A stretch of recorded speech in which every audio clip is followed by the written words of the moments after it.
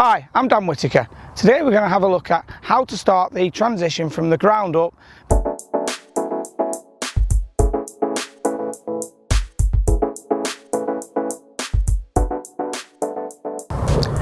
Hi guys, I've just got back from the work trip to America, and a few of my guys out there have been asking me about transition, and more importantly, how do they actually initiate the correct transition. They've heard that you need to start from the ground up, but what does that actually mean for their game, how they can apply it. So what we decided to do is to, following on from the theme of rotational swing and what we've been looking at in terms of transition, I thought that this could be a key component of how to help your game, because I keep reading in magazines, various places on the internet, also kind of on like NBC or Sky Sports, the pros will say he starts from the ground up, that's where the power comes from, but no one's actually explaining what this is. So what we're going to do is take a look at this today and show you how you can apply it to your game. So I have so many guys saying to me, how do I actually start this transition from the ground up? So, it's a bit of a buzzword used by a lot of people. We must start from the floor, but what is starting from the floor and how do you do it?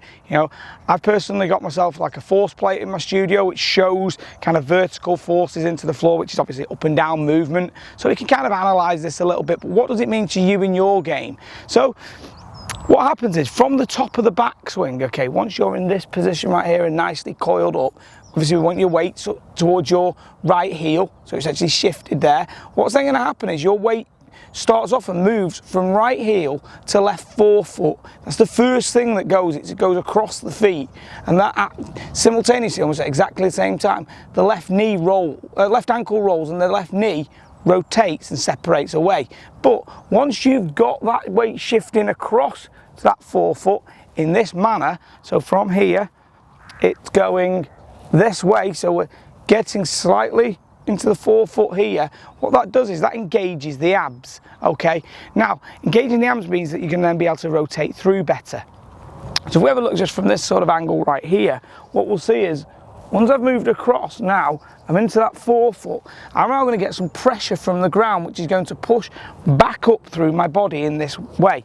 So from the forefoot there, as the energy pushes back up, I'll be able to rotate, okay, pushing me backwards, getting my weight towards my heel. Okay, now if you have always tended to tip forwards in transition, i.e.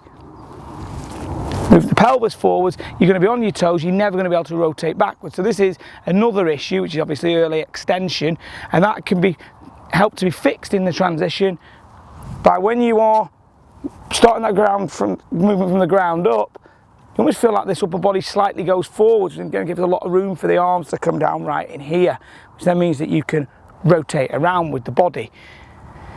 Obviously there's other issues when you are starting to really extend, but that's obviously for another video and another time, because many issues associated to that.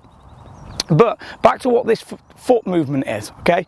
What we're seeing is that we like to see a little bit of foot flare here, and nearly all the tall guys will have this, okay? It's a lot easier to make the movement across and to stabilise the left knee when you're doing it. Okay, so from the top of the backswing right here, as we'd see the weight shifts across, I feel that there's a pressure going through the floor, okay? The left knee is separating and slightly moving away from the right. I'm not talking it's going like huge bow here.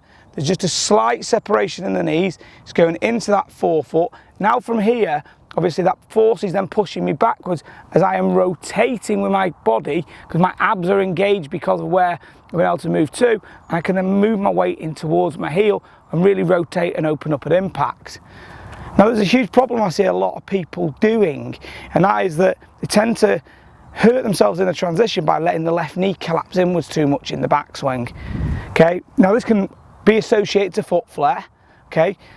So what I mean by that is where that left foot is positioned. So if the foot is positioned too straight on, you can obviously start to get too much movement in the legs. But the big issue is, if you let that left leg collapse inwards too much right here in the knee, what it's doing is I can't move in my hip area because my hip's too far internally rotated. So now, as I try to shift from that, I physically can't move my hip across. So what I then have to do is stand up with the leg, so now I've got no ground force, catch with the arms and then back out away from it. Okay, so if that knee's coming inwards way too much in the backswing, you aren't going to be able to start that transition from the ground up. You actually have to start it with your arms.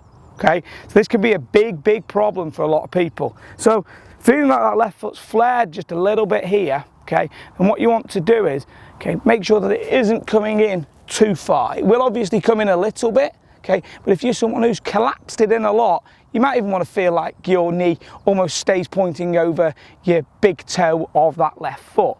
So kind of right here, because from there, you can see that I've got that range of motion to allow me to start down. Obviously, I'm now over that front foot very quickly. So it's there, it's immediate, that movement. And this is something you'd see in not just the longest hitters, but also the straightest hitters. So you'd go from DJ, you'd see even Bubba Watson starting down from that ground up. You've got Rory, you've got Jason Day. All the best players are doing this here.